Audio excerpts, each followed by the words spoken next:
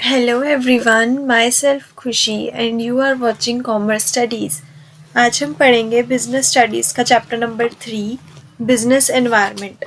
Business environment को पढ़ने से पहले हमें ये पता होना चाहिए कि हम इसको पढ़ क्यों रहे हैं, क्या इम्पोर्टेंस है इसको पढ़ने की।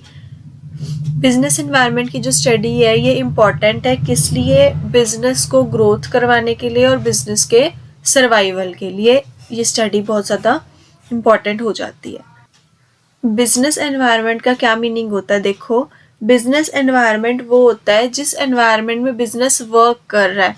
जनरली ये एनवायरनमेंट में आउटसाइड फोर्सेस आती हैं जो एनवायरनमेंट में चेंज होने से बिजनेस के ऊपर डायरेक्टली इफ़ेक्ट करती हैं। जो मैनेजर्स बिजनेस एनवायरनमेंट की स्टडी करते हैं उनके लिए पॉसिबल हो जाता है कि वो एनवायरनमेंट में थ्रेट्स और अपॉर्चुनिटीज़ को आइडेंटिफाई कर पाएँ और अपने प्लान्स को उसके अकॉर्डिंग चेंज कर पाएँ। थ्रेट्स क्या होते हैं? एनवायरनमेंट में होने वाले नेगेटिव चेंजेस जो बिजनेस को अफेक्ट करते हैं, और अपॉर्चुनिटीज़ जो बिजनेस को प्रॉफिट मेकिंग में हेल्प करती हैं, और ये पॉजिटिव चेंजेस होती हैं एनवायरनमेंट में। फीचर्स देखो, बिजनेस एनवायरनमेंट के क्या फीचर्स होते हैं।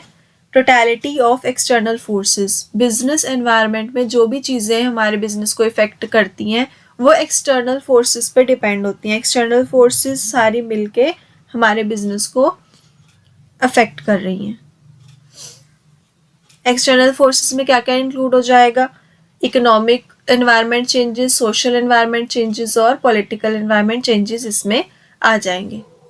स्पेसिफिक और जनरल फोर्सेस, स्पेसिफिक और जनरल फोर्सेस का देखो एग्जांपल से हम समझेंगे। अगर जैसे कोई मेडिसिन कंपनी है और मेडिसिन कंपनी मैन्युफैक्चरिंग में कोई गवर्नमेंट ने लॉज में चेंज करा है तो वो सिर्फ उसी कंपनी के ऊपर इम्प्लीमेंट होगा, तो वो स्पेसिफिक एनवायरनमेंट चेंजेस है, स्पेसिफिक फोर्सेस हैं। और जनरल फोर्सेस क्या है? कोई टैक्स लॉ में चेंज कर दिया, कोई पॉल्यूशन टैक्सेस में चेंज कर दिया, या ऐसा कुछ गवर्नमेंट ने पॉलिसी में चेंज कर दिया, तो वो सब पे इफेक्ट करता है, सब टाइप्स की इंडस्ट्री पे इफेक्ट करता है, वो जनरल फोर्सेस के अंदर आ जाता है। इंटर रिलेटेडनेस का क्या मतलब होता है? इंटर रिलेटेडनेस का मतलब होता है कि जो एनवायरनमेंट में बहुत सारे फैक्टर्स होते हैं, एलिमेंट्स होते हैं, ये आपस में क्लोजली रिलेटेड होते हैं। देखो, जैसे एग्जांपल हम लेते हैं, अगर लोगों की लाइफ एक्सपेक्टेंसी इंक्रीज हो रही है, इसका मतलब उनको अवेयरनेस हो रही है अपनी हेल्थ केयर के लिए, ठीक है। इससे उनकी डिमांड किसके लिए बढ़ेगी और किसके लिए कम होगी? अब देखो, लोगों की लाइफ एक्सपेक्टेंसी जो है वो क्या हो रही है? इंक्रीज हो रही है। इससे वो क्या करेंगे? अपनी हेल्थ सर्विसेज अच्छे से लेंगे, हेल्थ प्रोडक्ट्स का यूज़ करेंगे, और जैसे जैसे उनको अवेयरनेस हो रही है अपनी हेल्थ के लिए तो वो सॉफ्ट ड्रिंक्स, कुकिंग ऑयल्स, इन सब चीज़ों की, जंक फूड की डिमांड को वो कम कर देंगे। डायनेमिक नेचर का क्या मतलब होता है कि बिजनेस एनवायरनमेंट है ये क्या है? मिक्सचर है बहुत सारी फोर्सेस का, जैसे कि टेक्नोलॉजिकल इम्प्रूवमेंट हो गया, कस्टमर की प्रेफरेंसेस जो होती हैं चेंज हो जाती हैं, कंपटीशन मार्केट में आ गया, तो ये बहुत ज़्यादा डायनेमिक हो जाता है। नेक्स्ट आता है अनसर्टेनिटी। अनसर्टेनिटी मतलब बिजनेस एनवायरनमेंट को हम प्रिडिक्ट कर सकते, बिजनेस एनवायरनमेंट को प्रिडिक्ट करना बहुत ज़्यादा मुश्किल है और अनसर्टेन है। फ्यूचर में जो इवेंट्स होने वाले हैं उनको हम प्रिडिक्ट कर सकें, क्योंकि बहुत ज़्यादा चेंजेस हो जाते हैं। किस मेनली 2 इंडस्ट्रीज़ में बहुत ज़्यादा चेंजेस हो जाते हैं। नंबर 1 इज़ फैशन इंडस्ट्री और इंफॉर्मेशन टेक्नोलॉजी इंडस्ट्री। इन 2 इंडस्ट्रीज़ में बहुत ज़्यादा चेंजेस हमें देखने को मिलते हैं। नेक्स्ट आता है कॉम्प्लेक्सिटी। बिजनेस एनवायरनमेंट जो होता है बहुत ज़्यादा कॉम्प्लेक्स होता है और इसको समझना बहुत ज़्यादा मुश्किल होता है। क्यों? क्योंकि ये डायनेमिक फोर्सेस इसमें इंक्लूड होती हैं और जो इसमें फैक्टर्स होते हैं वो आपस में इंटर रिलेटेड होते हैं। रिलेटिविटी। रिलेटिविटी का क्या मतलब होता है कि बिजनेस एनवायरनमेंट किस पे डिपेंडेंट है? लोकल कंडीशंस पे डिपेंडेंट है, कंट्री टू कंट्री डिपेंड करता है। अब मान लो जो इंडिया में बिजनेस एनवायरनमेंट है वो अमेरिका में ना हो, जो वहाँ पे बिजनेस एनवायरनमेंट है वो इंडिया में ना हो, तो country to country, place to place ये डिपेंड करता है। नेक्स्ट हम पढ़ेंगे importance of business environment. It enables the firm to identify opportunities and getting the first mover advantage.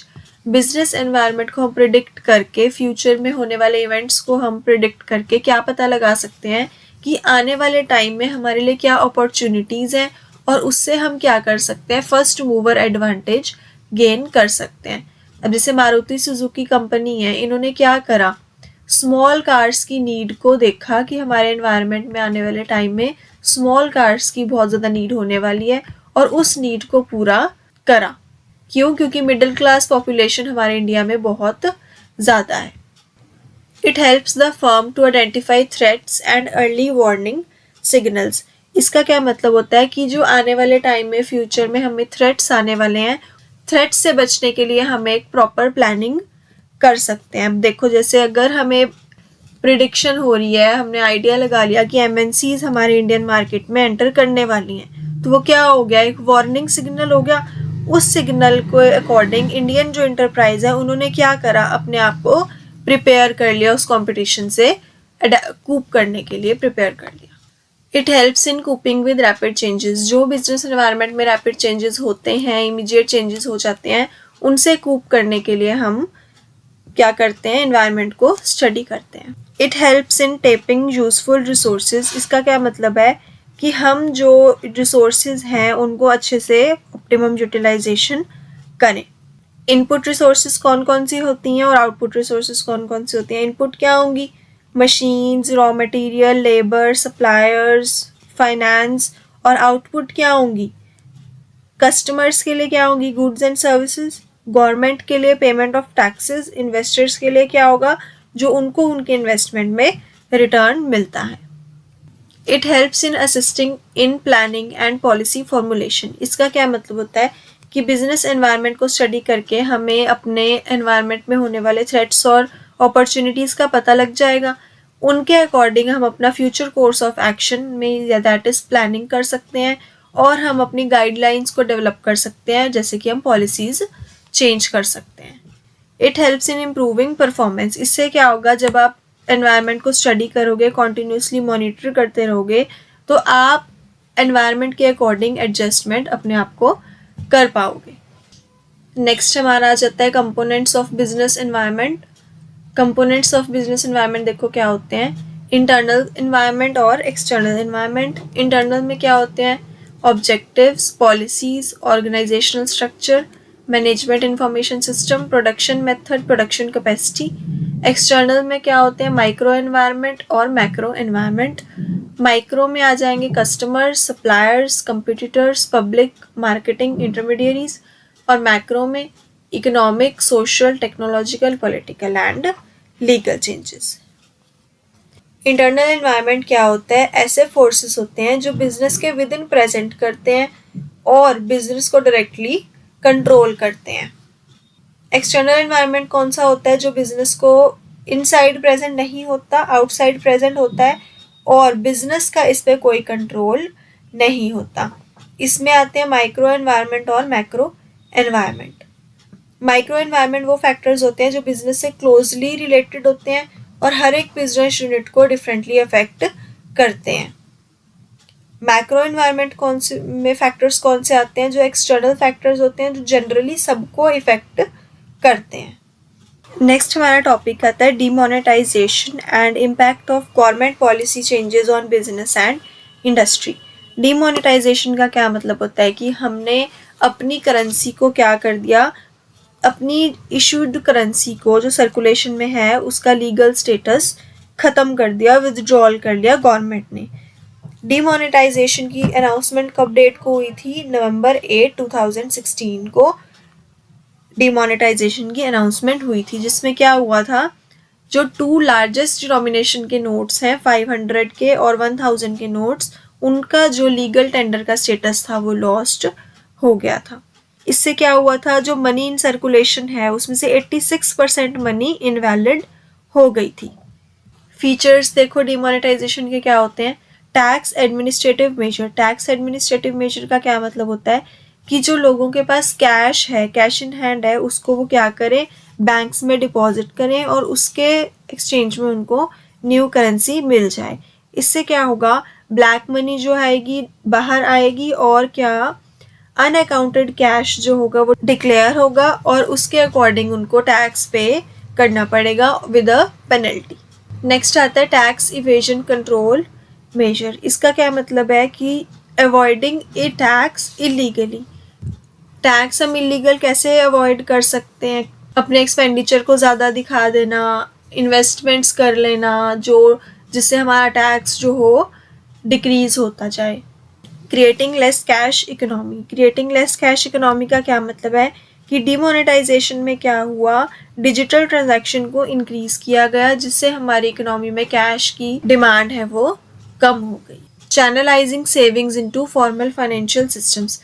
इसका क्या मतलब होता है कि जो हमारी सेविंग्स है उनको हम अच्छी जगह इन्वेस्टमेंट करें जहाँ से हमें रिटर्न मिल जाए। Impact of demonetisation. डिमोनेटाइजेशन का क्या इम्पैक्ट पड़ा? देखो, first is money and interest rates. Money and interest rates में हम क्या देखेंगे कि कैश ट्रांजैक्शन जो थी वो क्या हो गई, एकदम से बहुत ज़्यादा डिक्लाइन हो गई। बैंक में जो डिपॉजिट होने लगे वो बढ़ गए और लोगों की फाइनेंशियल सेविंग्स जो थी वो क्या हो गई, इंक्रीज हो गई। प्राइवेट वेल्थ का क्या मतलब होता है? प्राइवेट वेल्थ जो थी वो क्या होगी, डिक्लाइन हो गई। क्यों? क्योंकि जो डीमोनेटाइज्ड नोट्स थे 500 और 1000 के वो रिटर्न उनको दोबारा नहीं होने थे और रियल एस्टेट के प्राइसेस भी बहुत ज़्यादा डाउन चले गए थे। पब्लिक सेक्टर की वेल्थ पे कोई इफेक्ट नहीं आया। डिजिटलाइजेशन। डिजिटलाइजेशन का क्या मतलब है कि जो डिजिटल ट्रांजैक्शंस हैं वो प्रमोट होने लगी और न्यू यूजर्स इसमें कोलैबोरेट करने लगे। रियल एस्टेट के प्राइसेस बहुत ज़्यादा डाउन चले गए।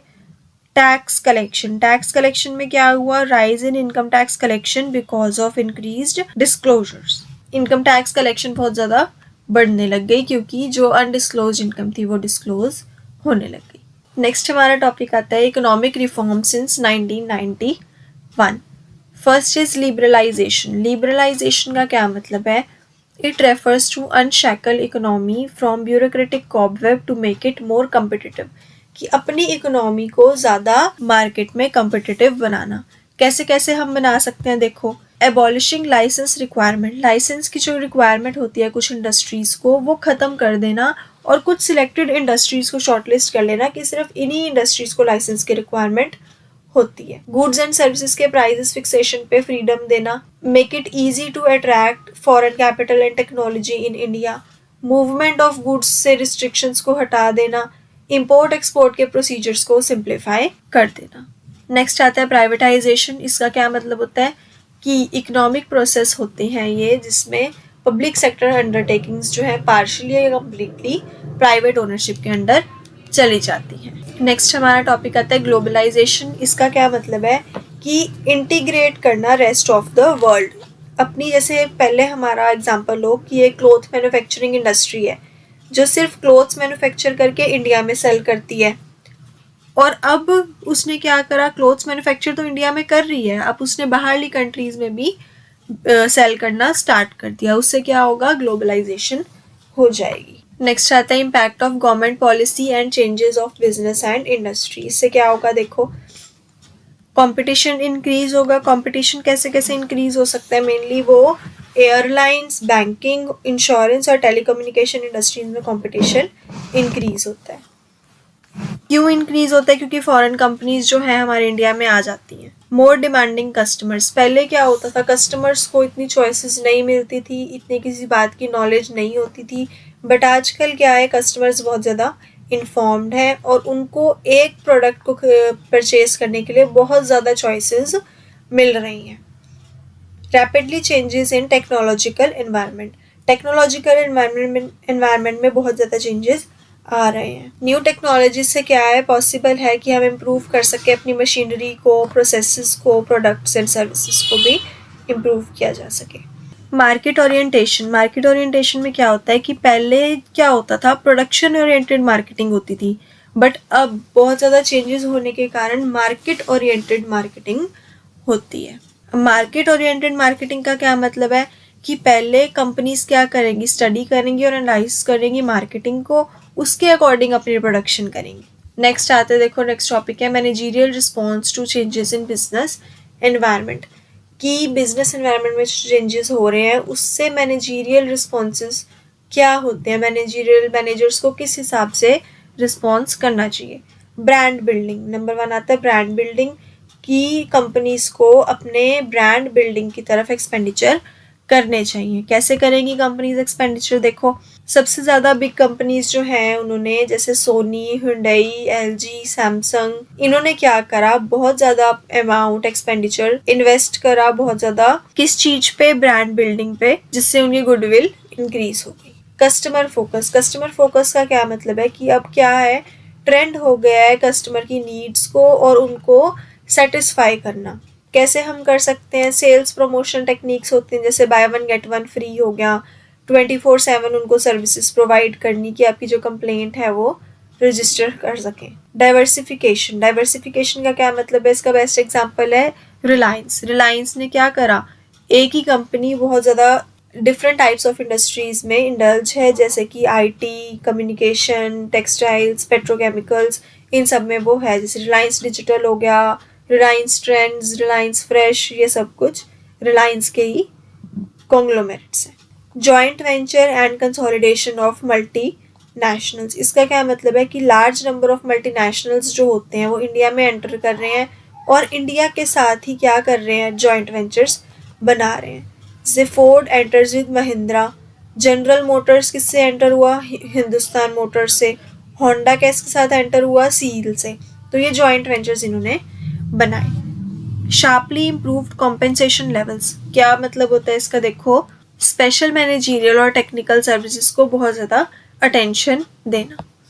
यूज़ ऑफ लेटेस्ट टेक्नोलॉजी का क्या मतलब है कि जो लेटेस्ट टेक्नोलॉजी मार्केट में आ रही है उनको अपनी सक्सेस को अचीव करने के लिए यूज़ करना। जैसे कि अब सेलुलर फ़ोन्स हैं, बहुत ज़्यादा उसमें रैपिड चेंजेस आते जा रहे हैं। So thank you so much. I hope you like this video. Do like, share and subscribe our channel. Thank you.